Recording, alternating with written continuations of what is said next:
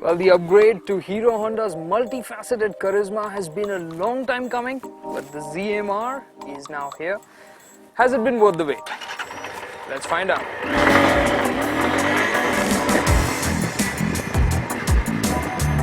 The Karizma was launched way back in 2003.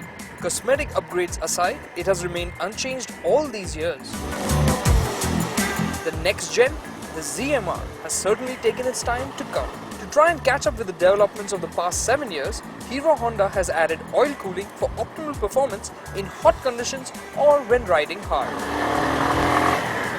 Fuel injection has also been added in the spec sheet.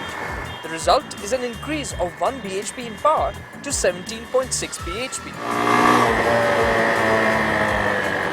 Which means when you bring the throttle back for the dash from 0 to 100, the Karizma ZMR. Oh my God! That Pulsar 220 is blazing quick. Oh boy, that was Nikhil on the Pulsar 220 TTSI, and it just blew the Karizma ZMR away. That's despite being armed with a plain old carburetor. It's also got an oil cooler, but what it has is way more grunt. With 21 bhp of power, the P220 really does take the ZMR on without breaking a sweat.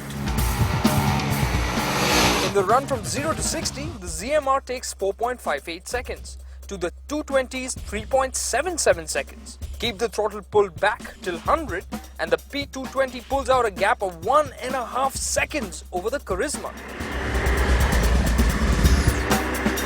It doesn't get much better for the ZMR, as the top fag of the P220 at 133 km per hour earns it the fastest Indian tag.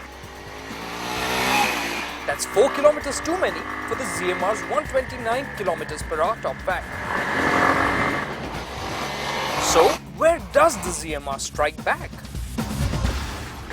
In terms of absolute performance, the fuel injection doesn't seem to have made that much of a difference, but when it comes to power delivery, there is a slight improvement in the crispness with which the power is laid down.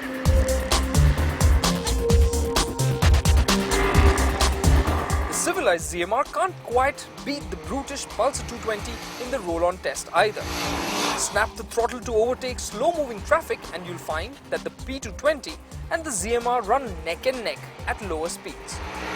From 20 to 40 in second, there's hardly any difference. The run from 40 to 80 in third gear also shows both bikes running on par. Fine, the ZMR's high-tech engine may not set the roads on fire, but there is one area where it excels. I've got no complaints about the ride and handling. The ZMR with its gas shock absorbers at the rear feels nice and pliant at low speeds. At high speeds it's still in control, and the handling. You just need a light touch to send it traveling into the direction that you want to go in.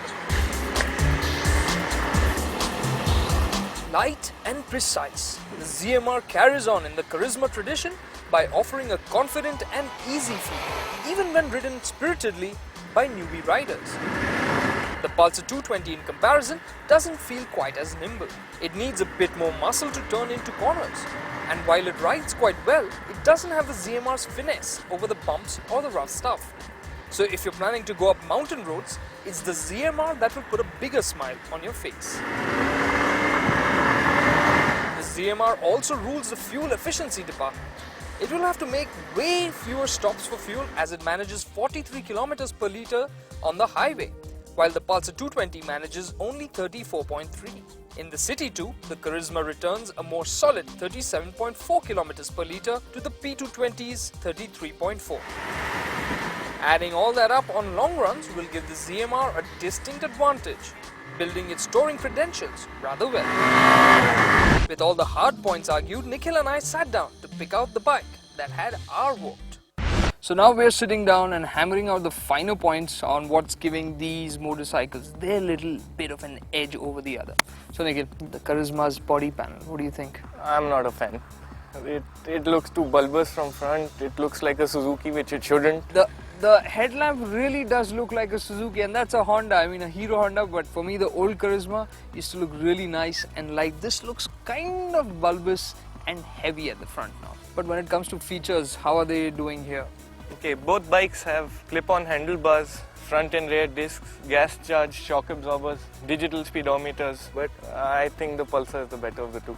All around really, but it's got a couple of rough edges there. Yeah, it may not be as refined, it may not be as well put together as ZMR. Yeah, that's clearly the Karizma. I mean, that has been the Karizma's forte, and even the ZMR. Everything feels really well put together. It has this nice refined air. But despite that, the Pulsar is faster. It's faster, but the ZMR has better fuel efficiency. And on that point, handling.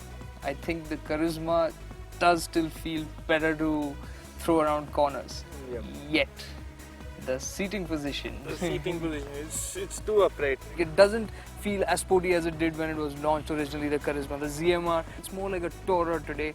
And at 1 lakh rupees, it is a bit pricey. So the extra 20k that you'll be paying, 25k that you're paying, is really not cutting it, is it? Because performance is around about the same. Fuel efficiency is Marginally more. so if you want an outright performance straight line motorcycle, the P220 is for you. And if you want a Hero Honda Karizma, the ZMR might be for the guys who want the latest and the best tag to go along with it, while the Karizma should do the trick for most.